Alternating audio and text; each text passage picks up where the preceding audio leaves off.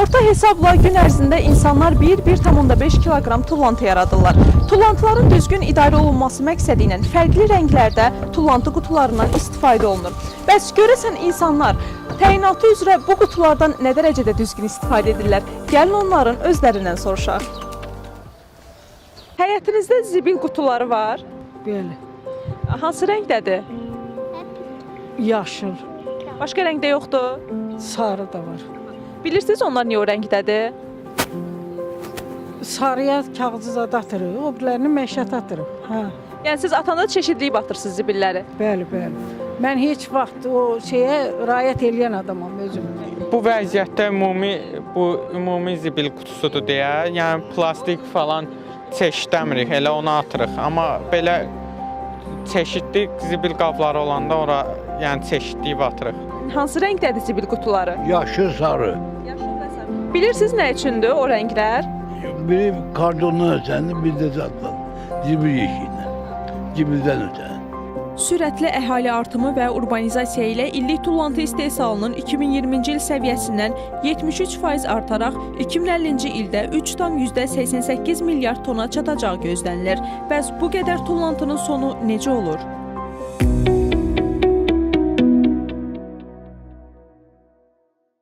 Bakı şəhərində toplanan tullantılar gətirilərək Balaxanı Bərk Məişət tullantılarının çeşidlənmə zavoduna təhvil verilir. Daha sonra isə burada çeşidlənən tullantılar təkrar emala göndərilir.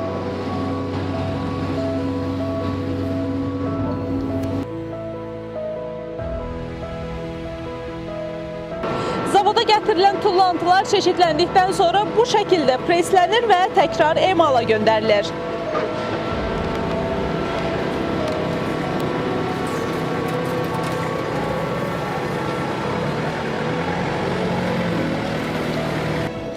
Tullantıların təkrar emalı ilə məşğul olan müəssisələr Balaxanı Sənaye Parkında fəaliyyət göstərir. Burada hansı məhsulların istehsal olunduğunu bilməyimiz üçün bizə Təmiz Şəhər Açıq Səhmdar Cəmiyyətinin şöbə müdiri Orxan Cabbarov köməklik göstərəcək. Orxan müəllim, xoş gördük. İstərdim ki, bizə Balaxanı Sənaye müəssisəsi haqqında məlumat verəsiniz.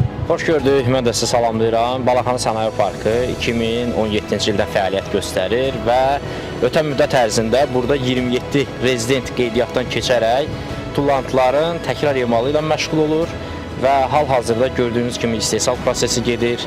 Müxtəlif belə deyək, çeşidlərə ayrılmış tullantılar həmin o qeyd etdiyim fərqli rezidentlər tərəfindən fərqli məhsullara çevrilir və təzədən bizim istifadəmizə qaytarılır.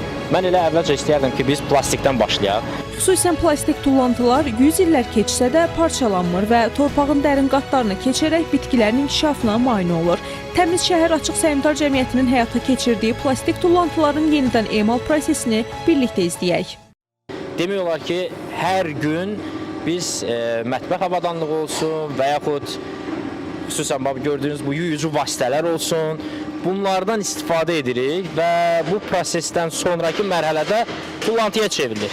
Gördüyünüz bu tullantılar, həm plastik turba var burada, yuyucu vasitələrin qabları var.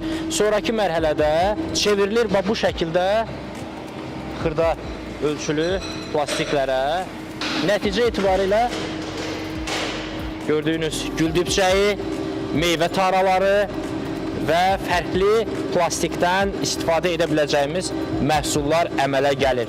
Və bu proses bir neçə belə deyək, dəqiqələr də olmur. Hadasa 30-40 saniyə içərisində yeni bir məhsula çevrilmiş olur.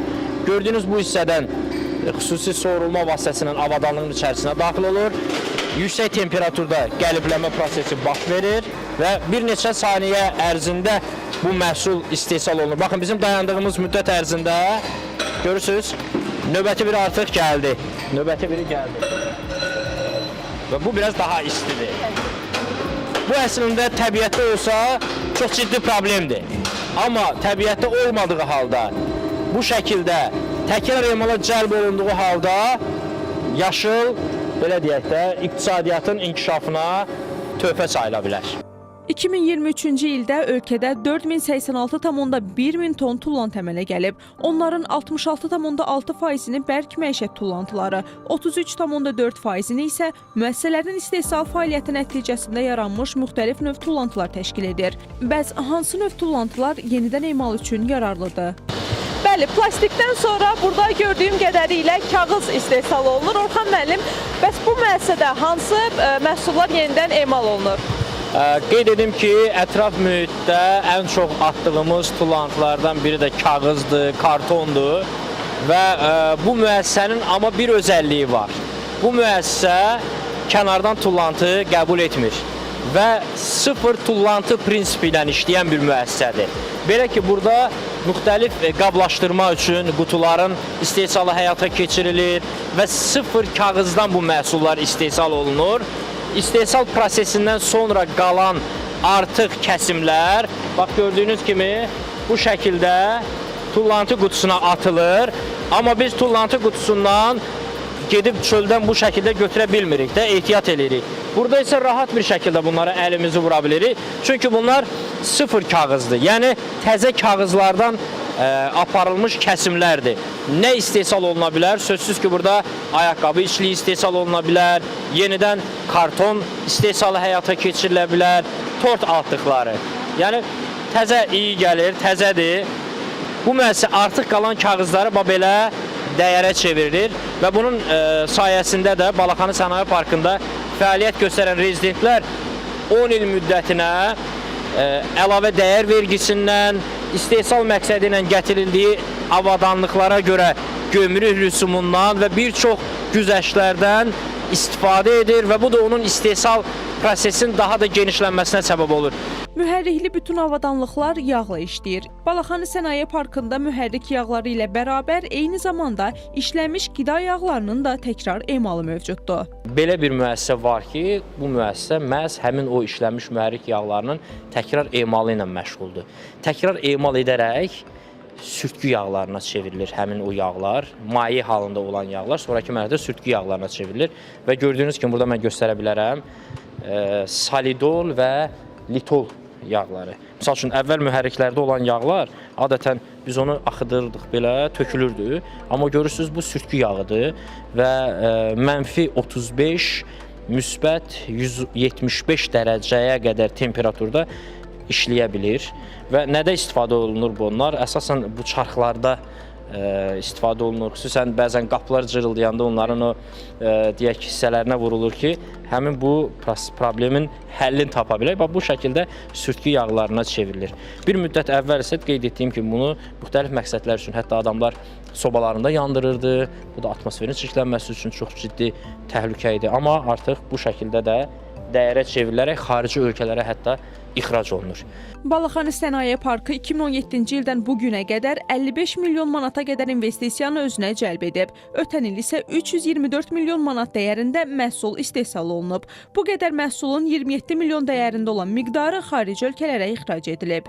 Təmiz Şəhər Açıq Səhmdar Cəmiyyətinə təhvil verilən təkrar emal üçün yararlı olmayan tullantıların bir hissəsi poligonda bastırılır. Digər hissəsi isə Bakı Bərk Məişət Tullantılarının yandırılması zavodunda yandırılır və enerji əldə olunur. Əldə olunan 200 milyon kilovat saata qədər olan enerji ümumi şəbəkəyə ötürülür. Bu isə Gəncə boyda böyük bir şəhəri elektrik enerjisi ilə təmin etmək gücündədir.